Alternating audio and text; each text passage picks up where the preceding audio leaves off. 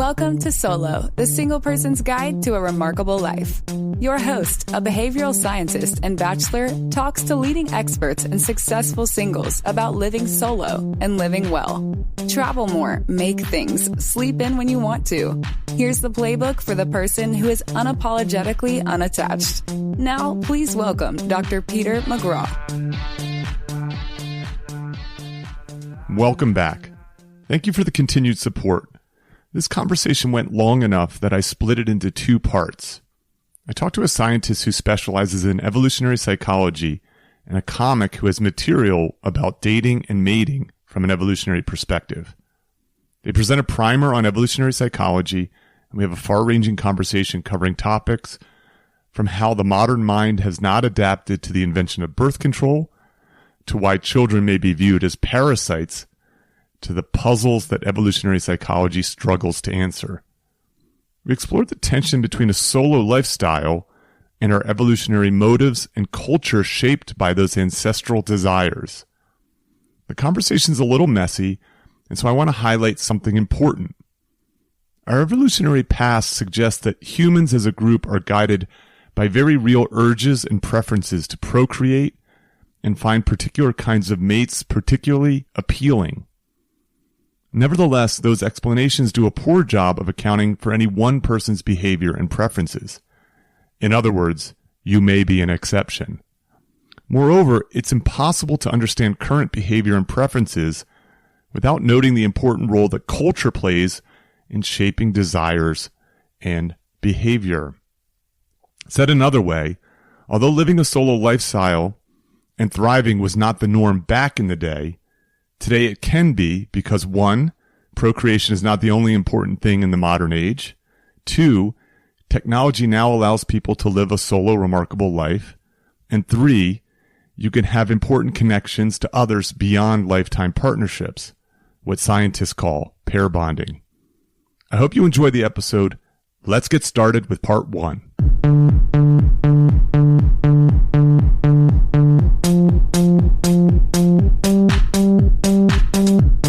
Welcome to Solo, the single person's guide to a remarkable life. I'm Peter McGraw. Today's first guest is Martie Haselton. Martie's a professor of psychology and communication and a member of the Institute for Society and Genetics at UCLA. Her research interests span a wide range of topics, from cognitive biases to mate selection and sex differences. Martie is the author of Hormonal, The Hidden Intelligence of Hormones, How They Drive Desires, Shape Relationships, Influence Our Choices, and Make Us Wiser. The book's been translated into 8 languages. Welcome, Martie. Thank you. Happy to be here. It's great to have you here. My second guest is Shane Mauss. Shane is a professional comedian who specializes in comedy about science. He hosts the science podcast Here We Are and is touring with 2 shows. One is Stand Up Science, which is half comedy and half science show. And the second is Head Talks, which is a special psychedelics version of that show. You can find him in the documentary film Psychonautics. Shane is also a good friend and special contributor to my new book, Shtick to Business. Welcome, Shane. Hello. So, Martie. Yes. You've been studying evolutionary psychology your entire life. My whole academic career. Not your entire life. Though your interests are obviously quite varied, this is sort of the foundational approach you take. So I want to hear how you got into that, but I want to tell a quick story. We've met rather recently, though I've assigned one of your papers in my PhD seminar for many years. Okay. So for the listener who doesn't know this, there's a variety of ways that academics get evaluated. So they get evaluated by the quantity of their papers, sometimes being judged by the quality of the publications, other things like the number of citations that your papers get. So do other academic authors cite that work, use it in their own papers?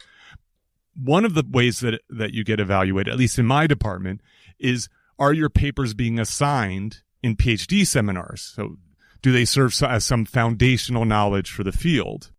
Now, so in the case of your work, Martie, I've taught a behavioral economics PhD course for many years, and I do a session on non-traditional approaches to decision-making. Uh-huh. And I have applied not applied, but I've assigned your error management theory paper. Great. Awesome. From back in the day. So it's getting up there. It's 20 years old. 20 years old. It's got a ton of sites too. It's had some time to accrue them. Yeah. Before we get into your own personal and professional story, I'm a big fan of this idea. And can you talk a little bit about what it is and how you came to it? Yeah. And Shane, I want you to jump in because you and I have talked about this. Yeah.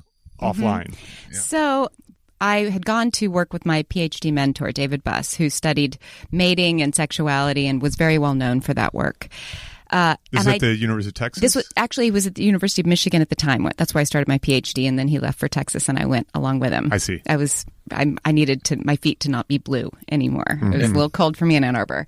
And David wrote the first textbook on evolutionary psychology. He did. It's a relatively new field in the sciences. Yep, definitely. I mean, and that happened. I think the textbook came out maybe soon, right around the time I was getting my PhD. But before that, he was well known for shaking it up in the mating arena. Okay. And making claims about... Figuratively. Yes. Yeah.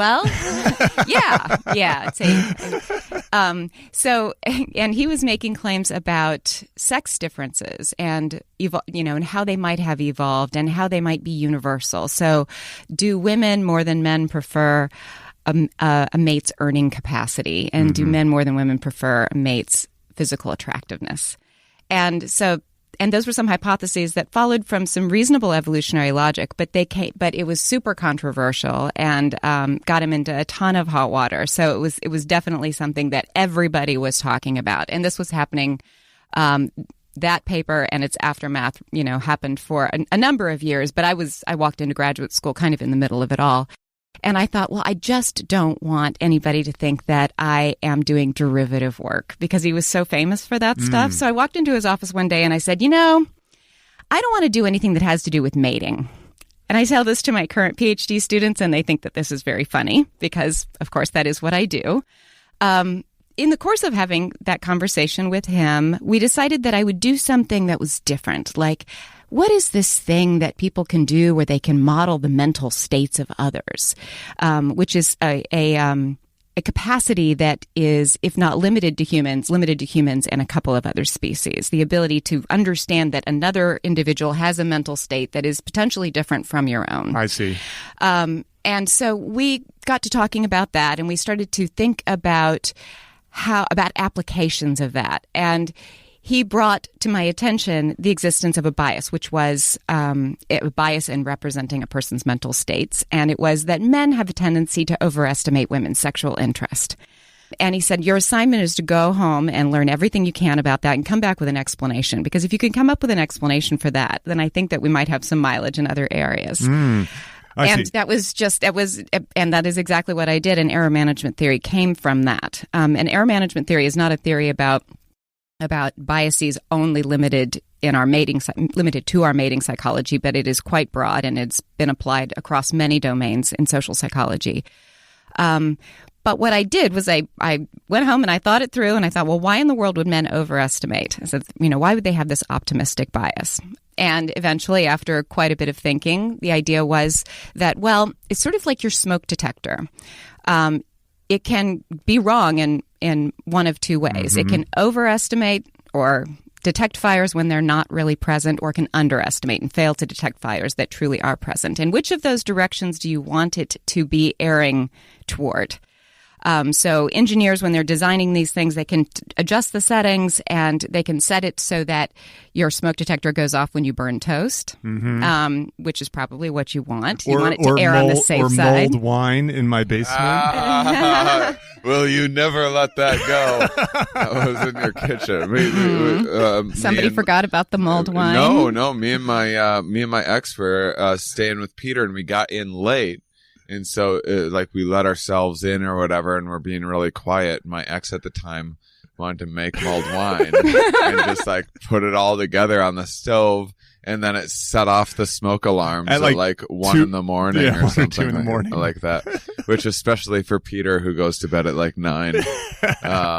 More like 10, but yes. Well, that is a festive example. That's a festive example of this. And so, but you can apply this concept of erring on the safe side to a variety of different domains. And for men throughout our evolutionary past, erring on the safe side might have been thinking that she's interested so that you don't miss a real sexual opportunity, because every new mating opportunity is potentially a new offspring that could be produced. And so men who tended to err on the side of assuming sexual interest where it's not present, overestimating a woman's sexual interest, they were more likely to leave progeny than the guys who underestimated and missed, offspring, babies, babies, the currency of natural selection. I see. And the same thing doesn't apply to women, because not every new sex partner is going to be a new baby made. Mm-hmm. You've got to think about this in the ancestral past when we weren't using reliable contraception. So every sexual event was meaningful, was potentially very meaningful, very consequential. But the consequences for the two sexes are different. And for a man, taking opportunities for casual sex when they are present that's a pretty low cost proposition, all else equal, or at least in comparison to women, where a poorly considered sexual choice could potentially result in an offspring that she has to care for a very long time.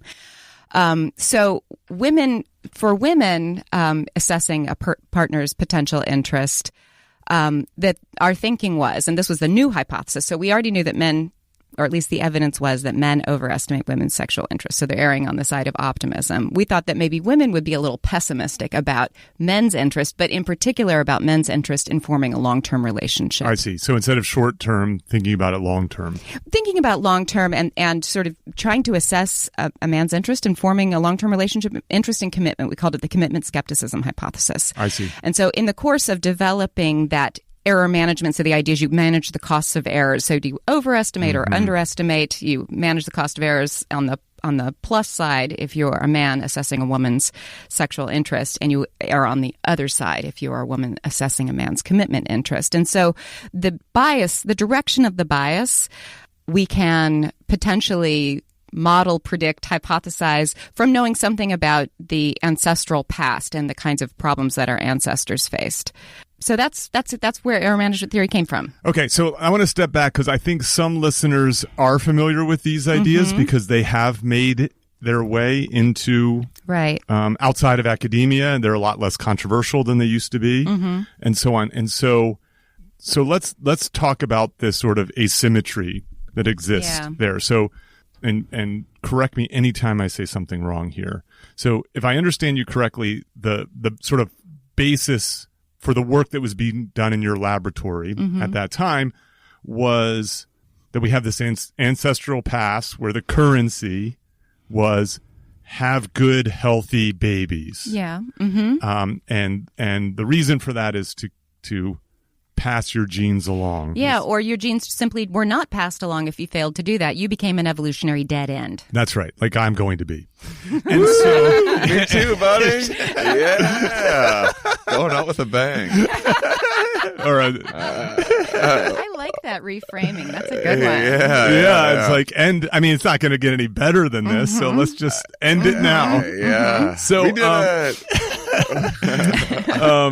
I am, okay, so, all right, so because that is paramount, and this is not something that is conscious per se, this is something that is sort of instinctive. Is that a fair word to use? Yeah, right. But it's not even that there's an instinct to pass on your genes. Rather, there's an instinct to do the things that in the ancestral past would have passed on our genes. Okay. Like sex feels good to motivate. Yes. Having sex. So that, right. and so then most people are consciously detached from it because they're like, oh, I'm having sex so that I feel good. Yes. They're detached from the process of. Okay. But because the cost of having a baby and passing your genes along are asymmetric, where between the sexes, a woman's has to give a lot more, both in terms of the pregnancy and then beyond the caregiving, and the man 12 seconds, maybe or maybe a lot, or maybe a lot more, a lot more, or maybe a lot more. But there's certainly an asymmetry in the minimal. The minimum investment is vastly different for the sexes. Yes, although they could become maybe not equivalent, but closer. In a sense, especially if you can think about it in a modern age or something. Sure, like that. when people engage in, when people get together with a partner and cooperate to rear offspring. That's right. They might be 50-50 in their investments. Or, a stay-home dad, right, is now, right, doing more of that kind of work. Okay. Maybe. I'm thinking of all of the stuff that my ancestors, women and men, did and like worked so hard, got through plagues, fought wars, survived, farmed, all to like get to me, and I'm like, I don't really feel like it. Yeah, no thanks. Right? Oh man, that sucks. It's a good thing they don't know. I don't want to screw up my remarkable life. So well, we're going to get back to that because we're going to talk about birth control because I think that's an important.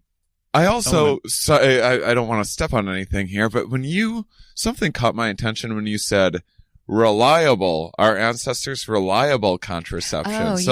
So was there actually like contraceptive measures before the modern? That's a good. I mean, before the rhythm method, or the.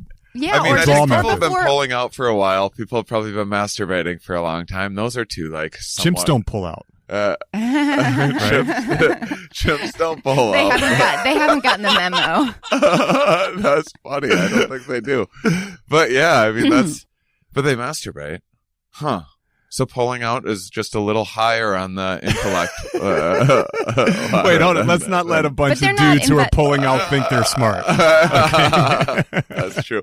But they were like, I mean, I've seen things of our past, century old or even 1,000, 2,000 years ago of them using like some contraceptive. Yeah, makeshift diaphragm kind of contraptions. Mm-hmm. So people have been, that's what's complicated to me, that people have been recognizing the enormous costs of these offspring for a very long time. It's kind of surprising that evolution would almost allow for a psychology that would even become self-aware of that. That's interesting. I mean, just to connect the dots across this and another area of my work, which is the looking at women's hormone cycles and the day of ovulation within women's hormone cycles. So that's the day of ovulation and the few days before that, that's the fertile period of the cycle. But that is a moving target from one cycle to the next. Okay. And it would be interesting if that is more true in humans than in other species. Oh, because it's moving. It prevents us from tracking cycles quite as easily. That's interesting. So it's basically your body's tricking the mind that has some signal. Maybe. I don't know. Okay. I do like the idea that there's like bits of deception built into our psychology. Right. Like Robert Trivers that you've written you would expect as soon as we did become aware and started to try and prevent pregnancy that there would potentially be some new gizmo in the head that works around that. Yeah. Deceives us in some way, perhaps. All right, I'm going to pull you two back in because you guys are starting to get a little bit into inside a little baseball. Too interesting. Okay, Peter. I'm trying to build up to these ideas. I know. So I think we can establish that, and then as a result of this asymmetry in cost, the argument was there's a variety of behaviors and cognitions that follow from that. Right. Okay. And so let's step back. One of those, or preferences, let's call them. So one of those things, and I remember learning about this stuff around the same time because I started my grad program in 97. So a lot of stuff was really popping then, was an asymmetry in what males are interested in their partners versus females. So males in terms of health, youth, beauty, and females in terms of, broadly speaking, status or what's the right word? Ability to provide. Status, resources. Resources, thank you, resources. And so this theory is designed to explain that explain those things, but those preferences really apply mostly to thinking about long-term mate choice for both sexes. Okay. As soon as you start asking about side relationships or more short-term, one-off kinds of relationships, then those sex differences, they just change in character. So women do care a lot about physical attractiveness, especially if it is going to be a short-term encounter. Now you're supposed to jump in with a joke here. I mean, that's the preference.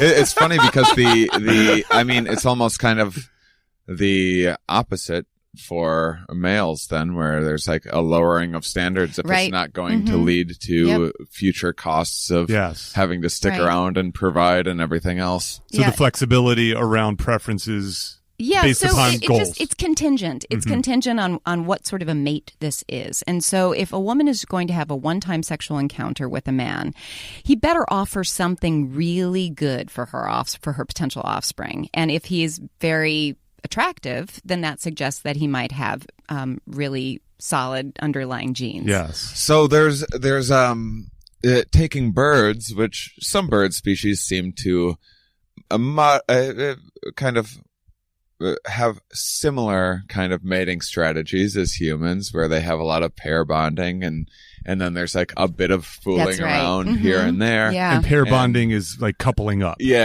Coupling up and socially like monogamous, but like a little fooling around on the sides. And typically it's kind of like what you'd expect. The 10s pair off with the 10s, 9s pair off with the 9s, 8s, 7, 6. You get down. I don't know what a bird 3 looks like, if they have like a wonky wing or something like that, but whatever it is. But then the logic is, if like say a female 5 that's partnered up with a male 5, if she's out and about and there happens to be a male 10 around, she can go and grab some genes from him quick. And then have the 5 no skin raise off them. His back and have the 5 raised. I see. It's not unheard of. Okay, so then error management theory fits into this a little bit because of the asymmetry. Right. So an experiment with this goes something like this, if I remember this correctly, is you have male and female experimental participants interact, and then you afterwards you ask them, like, how interested was that other person? And the men were like, oh yeah, she's really into me. and then if I remember correctly, it's both the guy that was in that and the guy watching it. And if you have observers of this, male and female observers, and then you ask them this, and then the male observer's like, oh yeah, she's totally into him. Right. And then if you ask her, how into that guy are you? She's like, just being nice. I'm just being nice. It's an experiment, right? That's It was a pleasant interaction. Yes. And the idea is that if he doesn't ask her out, if he doesn't pursue this, then he might be missing a valuable mate opportunity. That's right. Yeah. And he's erring on the side of assuming that she is. And, if he gets a slap in the face, that's a relatively low cost. Yes. Okay. That's great. And I offered that paper because my students are learning a different way of thinking about human thinking, which is built off of a basis of maximizing utility and a sort of microeconomic approach, and then us sprinkling in some social biases, some emotions, some limited cognitive resources to show predictable deviations. Right. And I just don't think, that all of those things can explain the kind of deviations that you were showing. Yes, I think so. And that was the contribution that I was really hoping that we might be able to make, because the standard model, as I saw it at the time, was that the deviations were due to limitations of the mind. And, instead what we were thinking is that, no, they're not irrational, or they're not exposing our cognitive limitations, but they're better than rational. So, by adding in these biases, we're actually making the system better than having the system like cut it down the middle and have an equal number of false positive and false negative errors, which would look more like what a rational choice model, the kind of default model that you were talking about, what that kind of model would predict. Yes. So it's irrational within like an individual or a choice, but very rational over the scope of evolutionary time. It's more error prone. But those are, sort of like errors by design. It recognizes there are two different. So in science, there's what we call type 1 error. And that is, you say that there's an effect, but there is no effect, right? So you say that this exists in the world and it doesn't. And then the other one is type 2 error, where you say this effect doesn't exist in the world when it does. And science has different tolerances for the two different types of errors, and evidently men and women in a mating scenario have different tolerances for the types of errors. Interesting. I'm curious, when you think about this in terms of how you would articulate it or conceptualize a process like this, if you take something like error management, and that's just to kind of show listeners how broadly this is applied to many things outside of mating and many aspects of life. If you're looking off the side of a cliff, and another thing that's has to do with my own life. If you're standing on top of a cliff and looking down, whereas if you're standing at the bottom of the cliff and looking up, and you're asked to evaluate and estimate how high the cliff is, you'll have a higher number if you're standing from it looking down, and a lower number if you're standing below it looking up.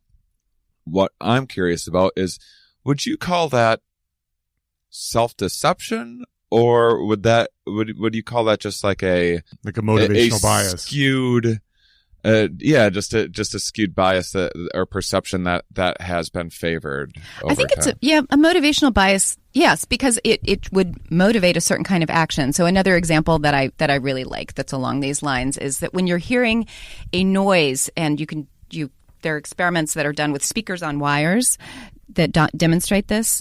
So when you hear a noise that is approaching you, so this noise is approaching you, speakers traveling toward you as the subject, you're blindfolded, you don't know what's going on, versus the noise is traveling away from you. You estimate that it is traveling faster when it is traveling toward you, that's neat. Because it's better to be ready too soon than too late. So in order to engage in evasive action than when it's moving away from you. You don't need to duck away from a thing moving away from you. Yeah, you can be perfectly accurate, and that's better.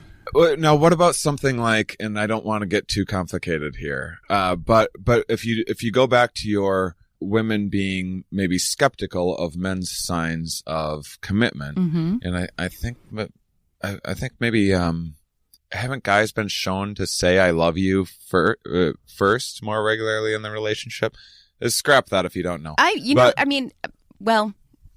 not sure. Shane, in your Sure experience, that's usually do you say true. "I love you" first? Yeah. And I Shane feel falls in love easily. Oh, yeah, I big tease time. him about that all the time. I'm like, don't fall in love. Don't fall in love. He's like, no too late. Too late. Yeah. I'm adorable. And here's the thing that I wanted to bring up is again, this question of like, would maybe this now fall under the domain of self-deception? Yeah. If say, interesting. If say you're telling a girl that you love her, like you really feel it, you really believe it, but maybe you are primed to be more heavily influenced and feel those feelings more deeply to reach that like next level in the goal, and then once you get there, now there's a new level, there's a new goal in mind. That's really interesting. And things can change. Yeah, I think, men need to be pretty convincing, right? If women are skeptical, then the men do need to be convincing. And if they're convinced themselves, then they might be more That's convincing. the idea of the evolution of self-deception is like it's easier to lie and deceive someone else if you believe it yourself. I see. You know what you two are describing is you're describing the song "Paradise by the Dashboard Light" by Meatloaf right now. Basically. Not familiar. I'm going to put it in the exhibits. Okay, good. But it's a story of a young couple making out in their car, right? The dashboard lights, and him getting to third base and wanting to go all the way, and her saying, "Will you love me forever?" And he eventually gives in. And then and says that? It says and then they say, he says, "I'll love you to the end of time," and then it breaks into the chorus, which is, "And now we're both praying for the end of time." It's a fun song. Yeah, it's a long song. Lyrics Born has a fun song called "I Changed My Mind." That's very much about that. So I'm sure listeners are thinking about a variety of topics right now. These are all the normal things, Martie, that I'm sure you hear about. Well, what about homosexuality? What about infidelity and so on? Let's wait for a moment. We'll get to those. Sure. So this is something, when I was prepping for this, that Shane had mentioned, and this is related, I think, to your hormones work, which I want to address, is this notion of children as parasites. Oh, yeah. Okay. So on one hand, right, we have this drive and that it, even though it's ancestral, it still is revealed in a variety of people's behaviors and preferences and so on today. Even though our societies are much more complex and that culture is pushing us in different directions and so on. But one of the really fascinating things is just, it's sort of treated just as a sort of assumption at the beginning, is like that children are costly, that it's hard to get them into this world and to get them to be healthy and self-sufficient and to thrive and to be on their own, right? It's so bad today that we joke that 20-somethings still can't do it. Yeah. And so that's what my undergraduate students would tell you. They're like, I asked them this question, and they always squirm in their seats. And I said, we're definitely not self-sufficient yet. I'm turning 40 soon, and jury's out on whether I'm self-sufficient or not. You know, like when I was 16, I was like, oh, I could do this on my own. You know what I mean? Like I was already, because of my family situation, like I was like, I've got this worked out kind of a thing. And so that's making me sad. Oh, it's turned out okay. You know, yeah. When it built you into the person you are today. Yeah. Well, I've got 2 11-year-olds. I can't imagine that in 5 years they're going to think that. At 16, I was like, I could move out of this house. At 16, I wanted to move out of the house. Well, I hope that won't be the case either. Okay, but I also hope your 11-year-olds, when they're 26, know how to do their own laundry, right? So there's like a balance there. Yeah. So drop it off at Wash and Fold. So, I've never heard this idea of children as parasites because it conjures up these like almost a disgusting image. Yeah. But where does that come from? Well, so you can trace it to pregnancy. So women, this conceptus, this little gizmo in your body that's going to grow into or gizmos, yeah, in some or gizmos, cases. yeah. And if you're a freak like me, but this little emerging organism is only half related to the mother, right? So 50% of the genes are coming from the dad and 50% of the genes are coming from the mom. So she should treat that like a foreign body that needs to be attacked and rejected from her body. But that's not what happens, because the second half of women's hormone cycles, we have a rise in progesterone, which is associated with a depressing of the immune system, so that we don't reject this foreign tissue. Yeah. So in some sense, literally, they are parasites, or at least they're foreign bodies that are invading our own bodies as women. And so then these hormones essentially weaken the immune system. They allow us to tolerate this foreign body so that it can implant into the mother's tissue and start draining nutrients from her body. It's pros and cons. In these days, in a world filled with allergies, which are kind of a new modern thing for humanity, it's pregnant women are having lessened allergies, right? The body's kind of going like, oh, we have an actual thing to worry about now, rather than this misperceived I'm actually not sure how it affects moms' allergies. Like dealing with hay fever, we've got the solution. Pregnancy. Yeah, exactly. So it's a great pickup line. Okay, so I that's don't think hyperbolic. That's where that comes from, right? It comes from thinking about little kids and from a third party's perspective. So if it's you and your kid, you feel quite differently than if it is somebody else's kid and you're an onlooker. And they seem to be just a total pain in the ass. They're crying, they're fussy, they're inconsolable. When they're little tiny babies, they don't do anything rewarding. All they do is eat and poop and keep you awake at night. So an objective observer. That's Shane in my life. If I stay with Pete for like 5 days, he goes out of his mind. Pete's a hair OCD, we might say. I like a tidy house. Yes. Okay. All right. Well, thank goodness you don't have children. Yes. Yeah. But from an objective observer's perspective, this is incredibly disruptive, and so they do, and they do draw down your resources in a whole lot of ways, including literally drawing down your bank account. Yes, I did. As an aside, so on a previous episode, we looked at financial freedom and we looked at some special considerations for single people. And as the bonus material, I just took a big dump on this article about the financial benefits of marriage. So it's, the 7 financial benefits of marriage. And I'm like, you're ignoring that 90% of married couples have children, which wipes out all of those financial benefits. Not to mention the divorce of some of those couples, which wipes out, again, that financial benefit. Not having kids is my retirement plan. Every time I buy an upgrade on a plane, I actually subtract it from an imaginary bank account that would have paid for college tuition. Yeah.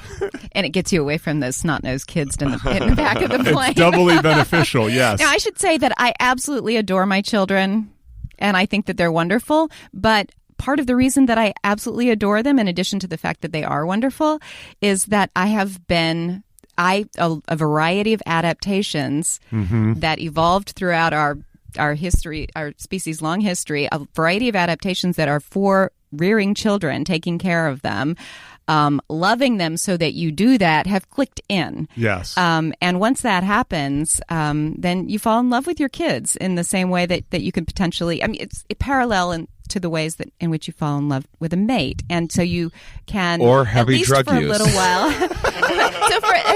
At least for a little while, you can ignore some of their faults. You think that they're, truly outstanding and wonderful.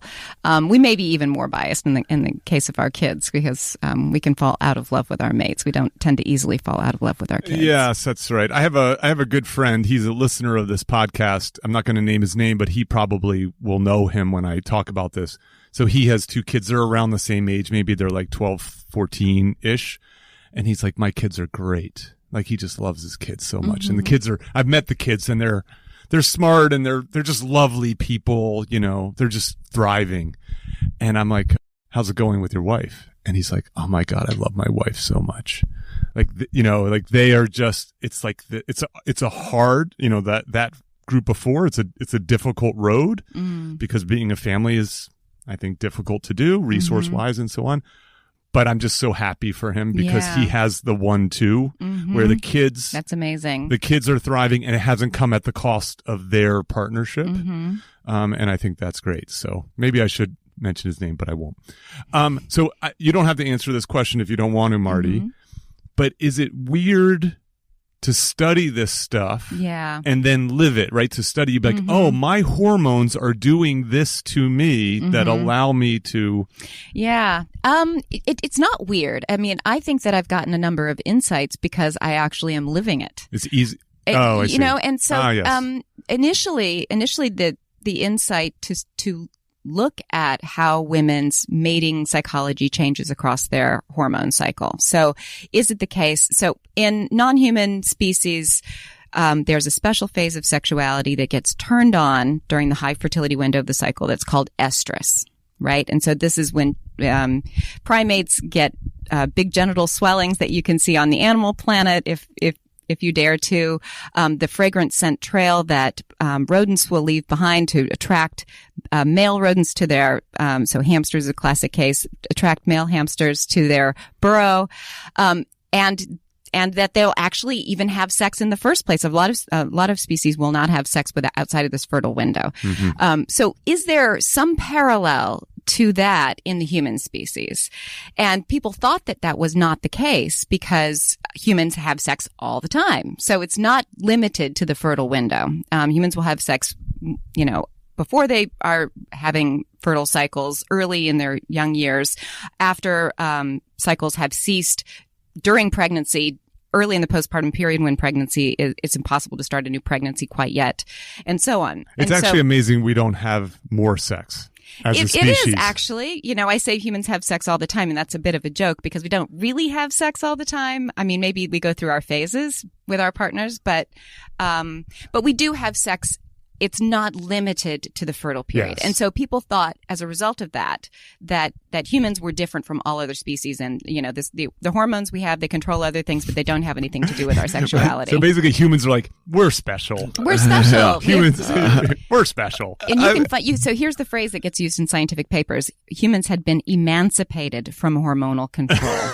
And I thought that sounded like bullshit. Yes. That just did not make any sense to me. And the reason, of course, is because still, those are the only days in which a woman can become pregnant. And so is her thinking about mating going to be exactly the same across all those phases of the cycle? Is it going to be the same when she can become pregnant versus when she cannot? Sure. I didn't think that seemed very plausible. And I also By the way, is it men writing that phrase more often than women? Some of the key papers I can think of, yes, were written by men. But that was also back in a time when there weren't as many women there to do the research. Well, it's also just classic egocentric. I mean, we like humans, like we find out that we're primates, you know, just like other primates, but still made the differentiation. Like, well, we're not monkeys, we're apes. Not just any apes, we're great apes. Right. Yeah. So I think we gave ourselves that name. Yes. I think that was part of it. But and you know, speaking to the issue of, you know, whether this was males or females who were thinking that we didn't have this hormonal component, one of the things that drove me to do this work was observing in myself and observing by talking to my female friends that we didn't feel the same way. And we didn't think that it was because we were fickle or irrational. We thought that perhaps that there was something patterned there that was interesting. I see. That makes good sense. And so, I mean, I think this happens a lot in the sciences, at least in the behavioral sciences, where you get an insight either from a puzzle you see in the world. Why are people doing that? Right. Or you just notice something that's quirky about yourself. And you go, I don't know exactly why that's happening, and I'm supposed to know why that's happening. Maybe the way I've been thinking about it might be wrong. Okay, so I want to ask the two of you to do something slightly different. Maybe. Okay. So, as you know, this is a podcast for single people. And so I want to ask for a specific perspective from the two of you. All right, so because coupling up, or as you call it, pair bonding, and you know, marriage and children are so common, it seems like a lot of the work is focused on those behaviors, like why does that happen, and so on. And yet there are non-trivial deviations from that set of behavior. So I already alluded to one, you know, this notion of homosexuality, promiscuity, infidelity. And then if we just take a view and we look at the rising number of single people, so we'll look at the United States, 28% of households in the United States are one person or solo. The projections, like Pew Center has 1 out of 4 millennials will never marry. Yeah. Right. These are really fascinating statistics, which I think suggests that we're onto something with this podcast as a place to have these conversations. I guess my question is, are there varied evolutionary strategies within a species that can explain this? How much of this is just the conflict between culture and our ancestral past, our abilities to sort of override some of our natural preferences and desires? I'm asking because I think that, like, I'm interested not in the majority case, I'm interested in the minority cases. And so what comes to mind as I bring this up? Well, there's things, we were just talking the other day about how evolution kind of optimizes everything. And there's things like, okay, so sex feels good so that you'll have more sex so that you'll have more kids, right? Okay, that makes sense as a drive. Why not make sex feel even better?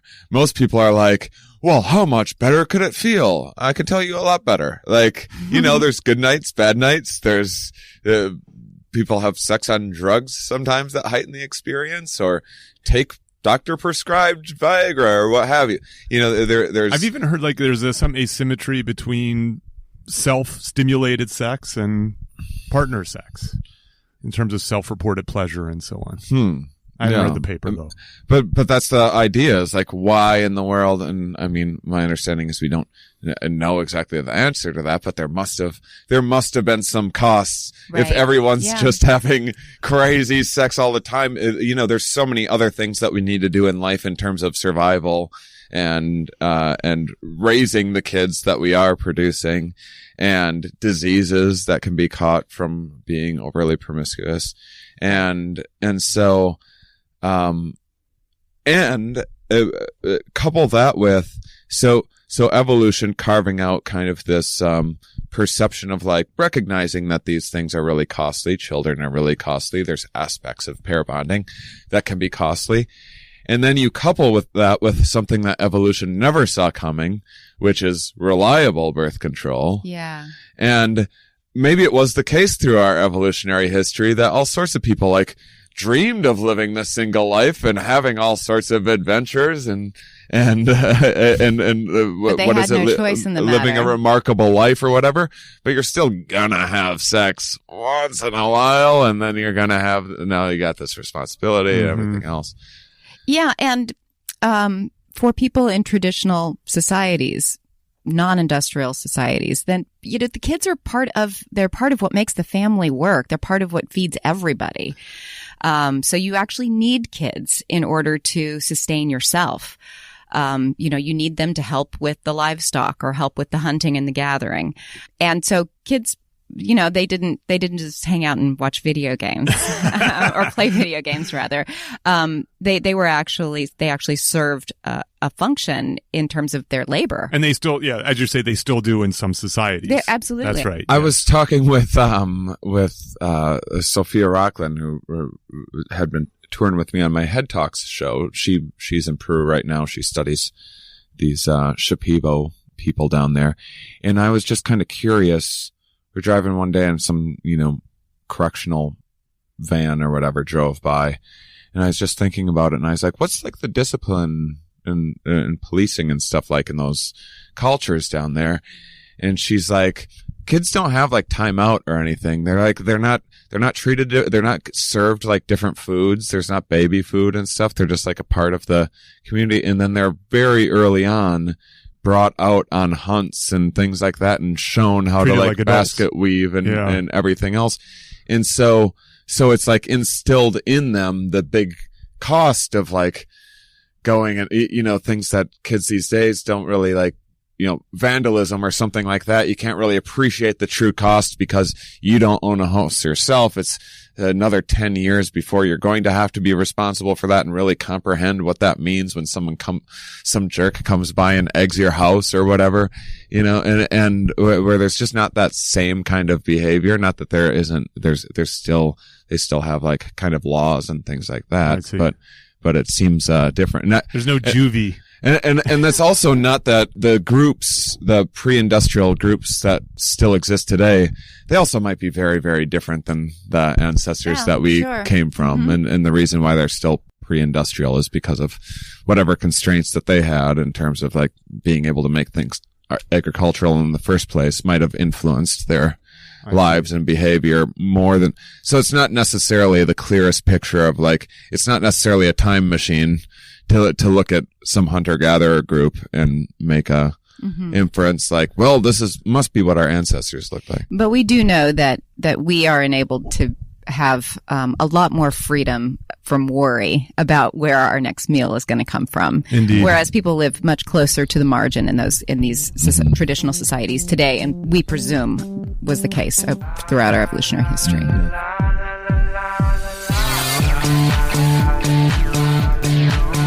Hello, listener. That was a natural breakpoint in our conversation. Check out the next episode for the remainder of this fun, fascinating conversation. Thanks again for listening. Cheers.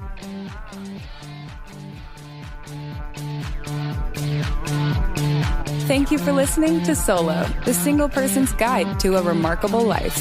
For more about our guests and show notes, go to petermcgraw.com. Please subscribe and share with your single friends.